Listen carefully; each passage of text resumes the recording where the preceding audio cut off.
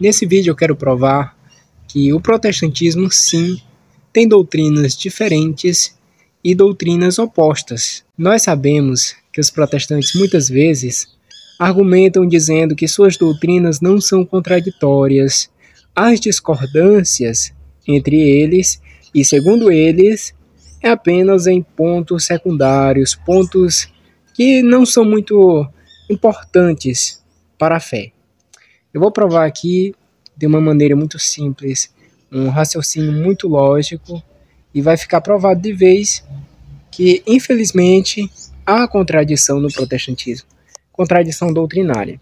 Eu peço a você desculpa qualquer barulho, eu estou aqui, tem pássaros cantando, mas na verdade é muito bonito, né? Então, qualquer barulho, desculpem, tá bom? Estou gravando aqui do quintal. Mas vamos direto ao ponto. Por que o protestantismo tem doutrinas contraditórias e opostas entre si? E com muito respeito, porque eu sei que há protestantes bons, de uma fé sincera, que buscam realmente estar com Deus. Eu sei que muitos estarão com Deus um dia, né? Até porque a Igreja Católica admite que também protestantes podem ser salvos. Sim, podem ser salvos. Então, quero deixar claro também que o melhor caminho não é o protestantismo, e sim a Igreja Católica, porque ela contém toda a verdade revelada por Cristo. Dito isto, vamos ao ponto.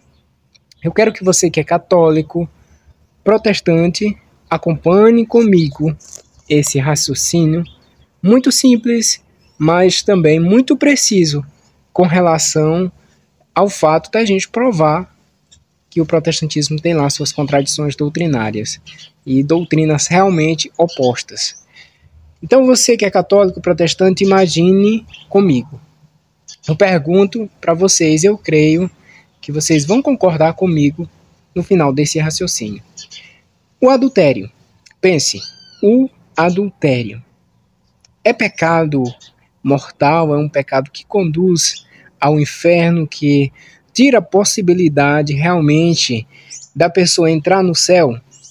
É um pecado que leva a pessoa à perdição eterna?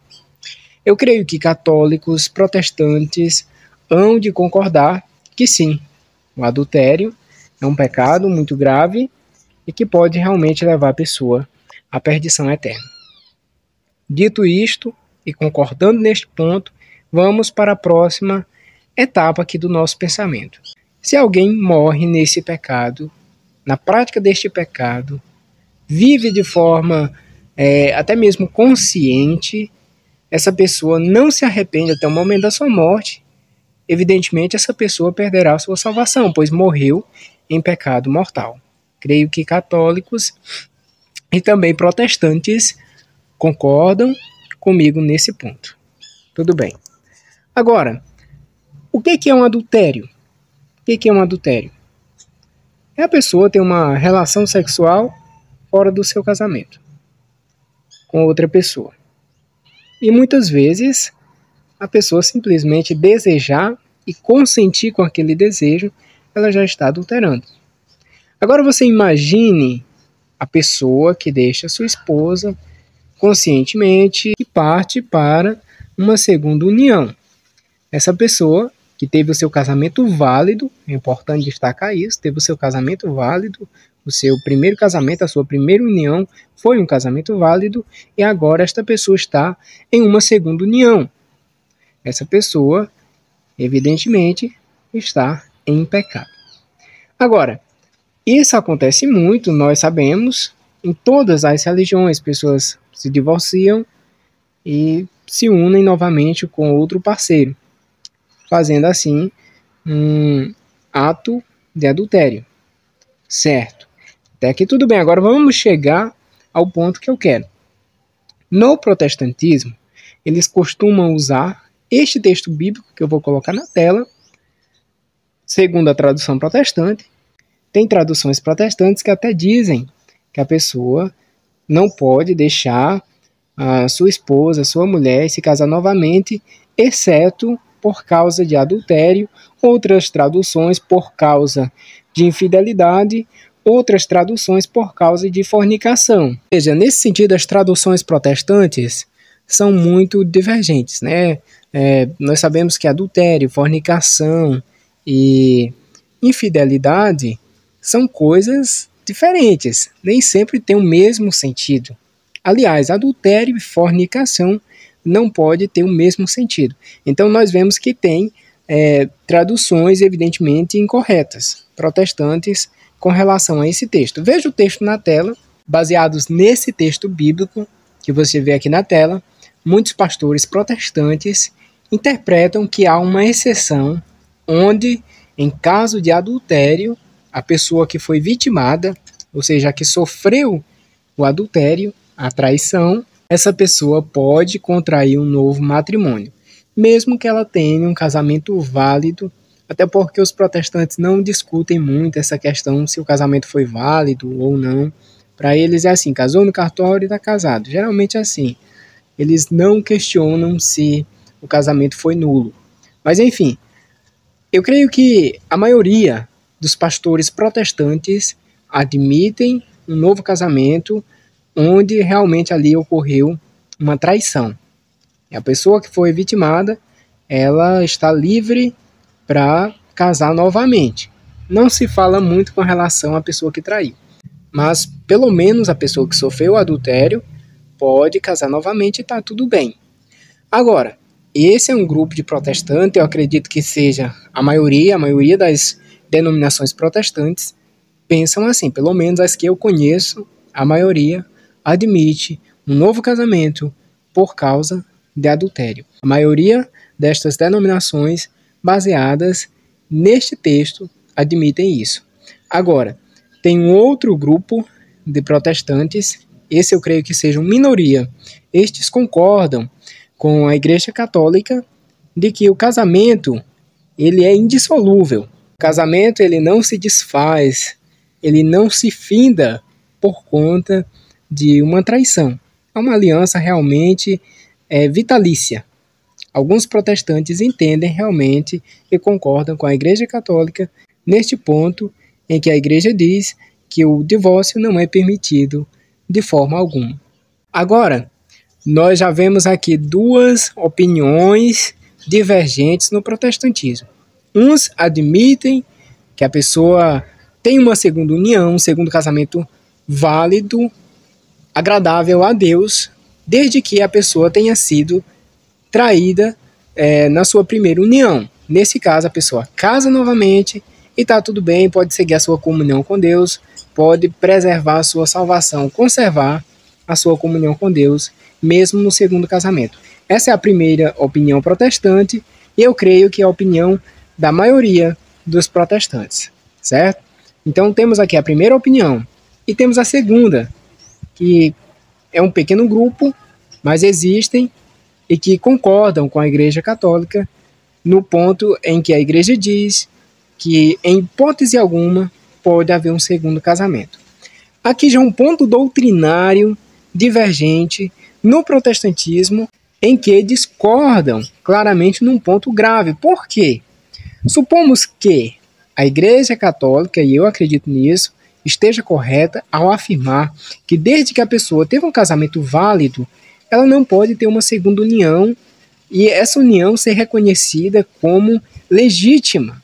Ou seja, não pode haver um segundo casamento em hipótese alguma, sendo que o cônjuge permanece vivo.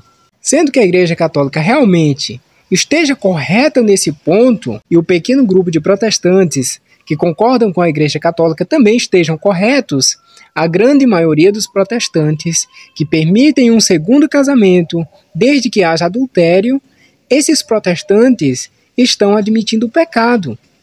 Porque se a pessoa casou, mesmo sendo vítima de adultério, e Cristo não concorda com isso, essas pessoas que estão em segunda união, baseadas nessa interpretação de alguns pastores, de algumas denominações que entendem que em situação de adultério pode haver um novo casamento, estas pessoas estão em pecado e estão colocando a sua salvação em risco. Veja o quanto isto é grave, o quanto essa divergência protestante é grave. Veja só o problema aqui das muitas doutrinas.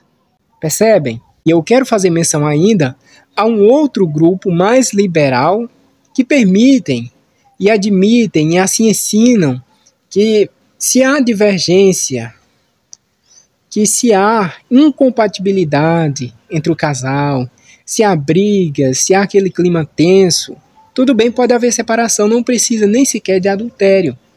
Pode separar e casar novamente, está tudo bem, o que importa é a felicidade, assim dizem eles. Mas aqui, meus irmãos, está o problema, aqui está a contradição, aqui está a confusão no meio protestante. Porque discordam num ponto muito importante, um ponto que realmente interessa até mesmo a salvação. Até mesmo a salvação. Por quê?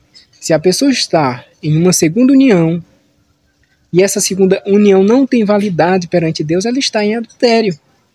Se esta pessoa, é importante lembrar, teve um casamento válido. O protestante chega lá para o pastor, eu fui traído. O pastor, tudo bem, você pode casar novamente. Sua esposa lhe traiu, você pode casar novamente e seguir a sua vida. Geralmente é assim que acontece. Olha que eu só citei 3 grupos, 3 opiniões com respeito ao mesmo assunto, com respeito ao segundo casamento do meio protestante.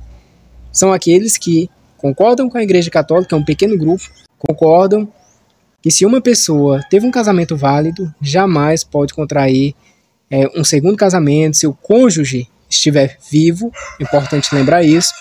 E também aquele grupo majoritário protestante que diz que em situação de adultério, a pessoa pode casar novamente. E se for traído novamente, casa novamente. É assim que acontece. E ainda citei um terceiro grupo que é mais liberal. Se há incompatibilidade entre o casal, se há infelicidade, deve-se buscar felicidade, deve-se procurar um outro casamento, deve-se seguir a vida em frente, buscando ser feliz, que é o que importa. Esse é o protestantismo. Esse é o problema de suas muitas doutrinas. Quanto a isso, a Igreja Católica tem só uma opinião, a mesma opinião em qualquer lugar do mundo. O segundo casamento, ou melhor, a segunda união, não é aceita pela Igreja, não é considerada correta, e sim é pecado, desde que as pessoas estejam conscientes do que estão fazendo. Porque, segundo a Igreja Católica, o casamento ele é vitalício, ele é indissolúvel, é para a vida toda. Se realmente o casamento foi real, se foi válido, ninguém pode desfazer. O homem pode divorciar, pode romper o seu contrato no cartório, mas o que Deus uniu, não separe o homem. Agora eu peço a você que acompanhou até agora esse vídeo, deixe seu like, inscreva-se no canal se ainda não é inscrito, ative o sino das notificações para que você acompanhe todo o conteúdo do nosso canal. Deixe também seu comentário, se você conhece algum protestante, algum pastor protestante que ensina que se houve traição, se houve adultério, pode se casar novamente. Deixe seu comentário, dando a sua opinião a respeito desse assunto.